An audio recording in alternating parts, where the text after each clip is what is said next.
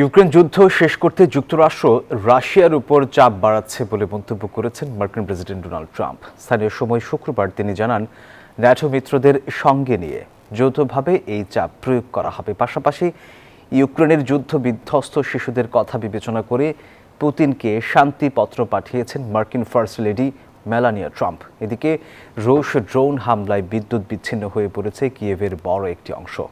নিহত হয়েছেন শিশুসহ অন্তত ২৪ জন।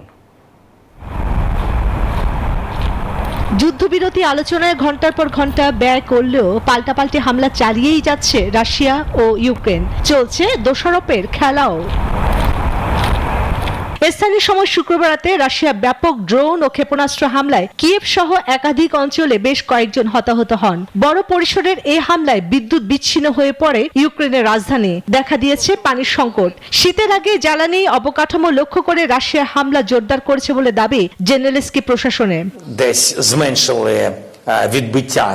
রুশ প্রেসিডেন্টের সঙ্গে আলোচনায় কোনো সুরাহা না হওয়ায় বিরক্ত হয়ে উঠেছেন ট্রাম্প।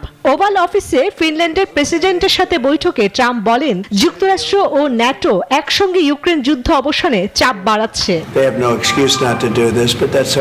এদিকে যুক্তরাষ্ট্রের ফার্স্ট লেডি মেলানিয়া ট্রাম্প জানান, ইউক্রেন যুদ্ধে ভুক্তভোগী শিশুদের বিষয়ে তার লেখা শান্তিপত্রের উত্তর দিয়েছেন Putin. A child's soul knows no borders, no flags.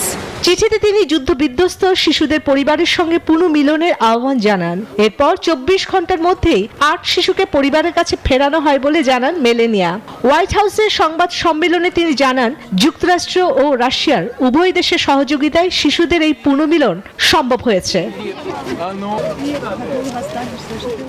Chandrani Chandra, news 24।